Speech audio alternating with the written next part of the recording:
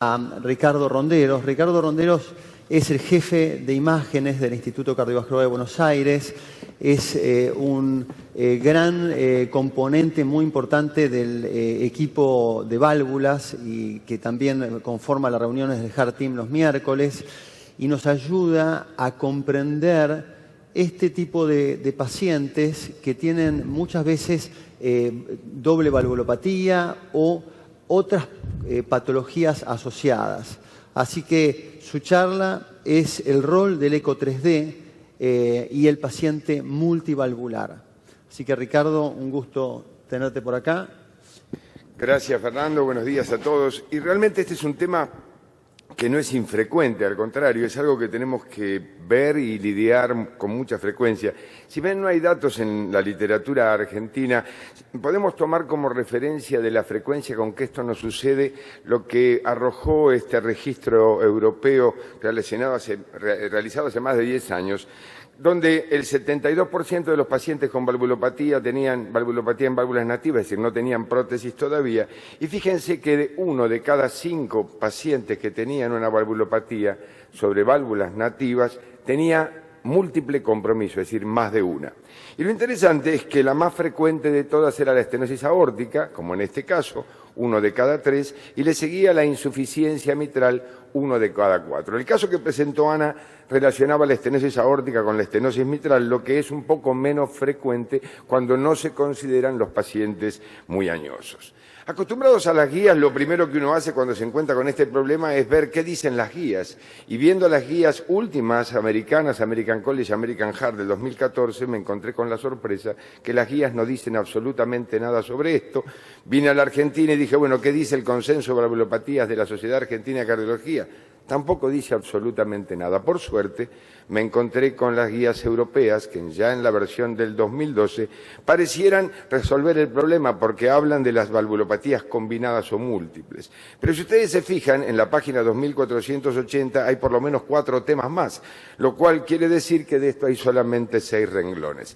¿Cuál es la justificación de tan poco tratamiento a este problema? Es que aparentemente no hay recomendaciones que puedan hacerse porque falta evidencia. Sin embargo, ellos dicen algo muy importante, que es que en lo posible, en la combinación de múltiples valvulopatías, usemos métodos de cuantificación que no dependan de las condiciones de carga, sino de la planimetría, que es lo que mejor reflejaría la severidad de cada una. Veamos el primer caso de relación por su frecuencia, estenosis aórtica e insuficiencia mitral, y veamos de qué manera la insuficiencia mitral interviene en la valoración de la estenosis aórtica.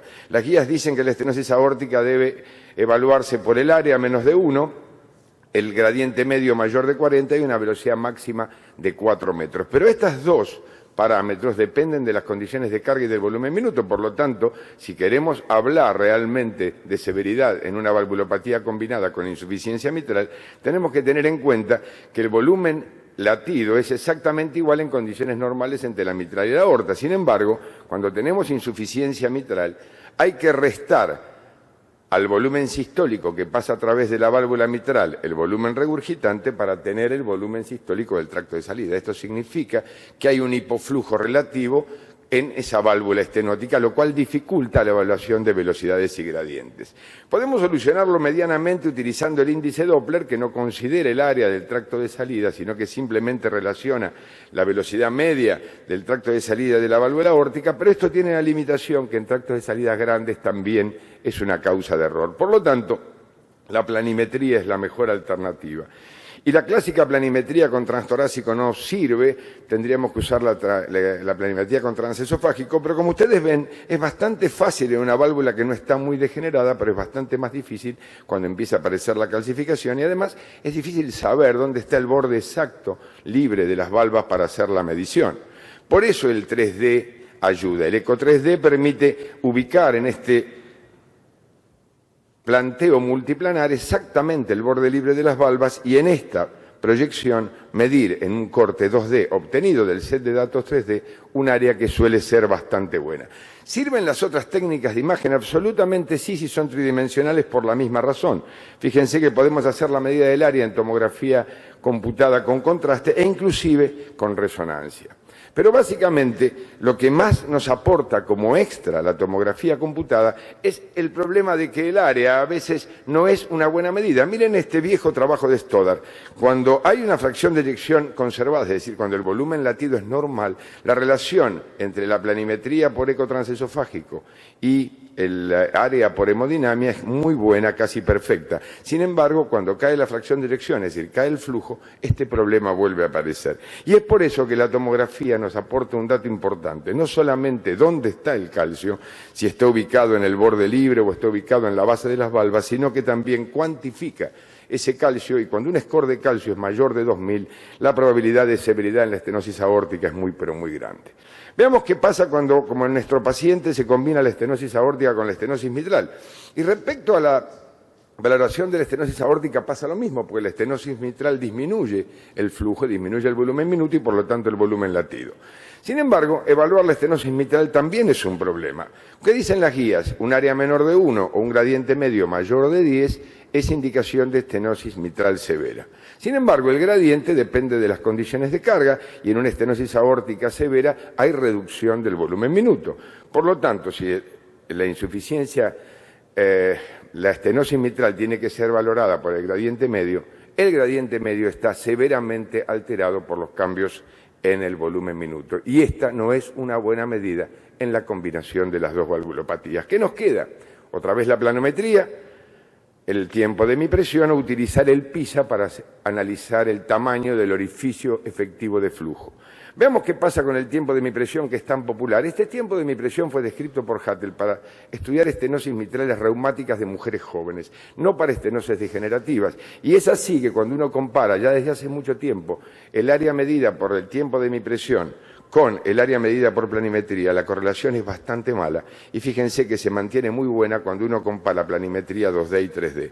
Esto significa que no nos sirve el tiempo de mi presión en pacientes como este, que además tienen hipertrofia y alteración de la distensibilidad. Y por eso, lo primero que hacemos es recurrir a una buena planimetría en 2D transtorácico. Pero ustedes saben que, si bien esto está demostrado hace mucho tiempo que es muy bueno, depende de un montón de factores técnicos y es por eso que el 3D vuelve a ayudarnos esta vez desde transtorácico, porque en una imagen tridimensional aceptable tomada desde el ápex podemos perfectamente cortar exactamente el 2D en el borde libre de las valvas y hacer una planimetría de calidad.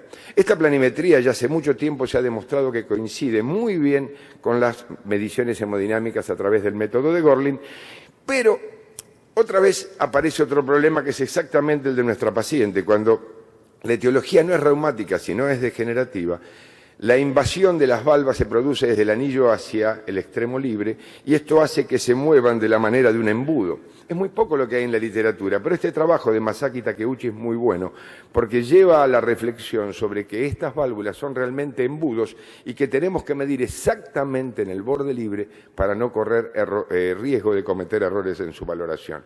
Y fíjense que de todos los métodos el que mejor correlaciona con la hemodinamia y el método de Gorlin es la medida tridimensional desde el ventrículo que hace que la dispersión de los datos sea mucho menor que cuando se hace con 2T, con 2D o con tiempo de mi presión. De manera que el eco 3D permite evaluar perfectamente la anatomía valvular.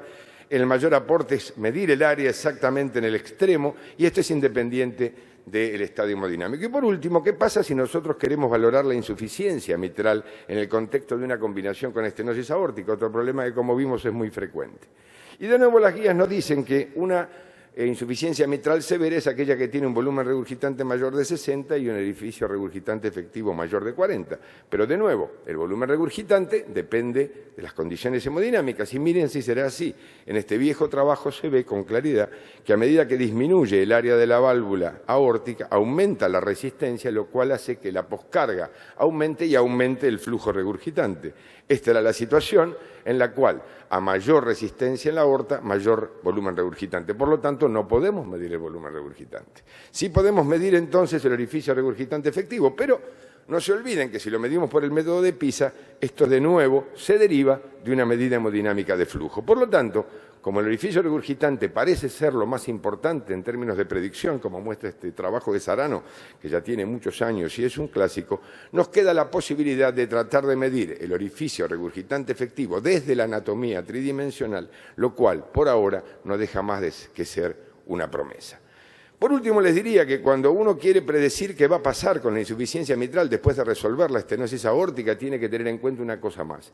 ¿La enfermedad es primaria, es degenerativa o es secundaria a la dilatación del ventrículo izquierdo por la estenosis aórtica o por la enfermedad coronaria? De ser funcional, esta es segunda posibilidad, la recuperación y el remodelamiento del ventrículo izquierdo podría influir en una disminución de la regurgitación, además de los hechos hemodinámicos que tratamos hasta ahora. Por eso termino diciéndole que la combinación de dos o más defectos valvulares complejiza significativamente la valoración individual de cada problema y que siempre debemos decidir y considerar la conducta de acuerdo a cuál es la valvulopatía más severa de la combinación. Esta severidad es difícil de precisar con métodos volumétricos que dependen del flujo, que se altera por la combinación de defectos y por eso depende del uso de planimetrías donde las técnicas de imagen en general, el eco 3D, la tomografía, la resonancia, tienen importantes ventajas. Sin embargo, les digo que a pesar de esto sigue siendo un área complicada definir la severidad de estos pacientes y tomar decisiones, lo cual debe hacerse en grupo, analizando muchos factores y cuidadosamente. Muchas gracias.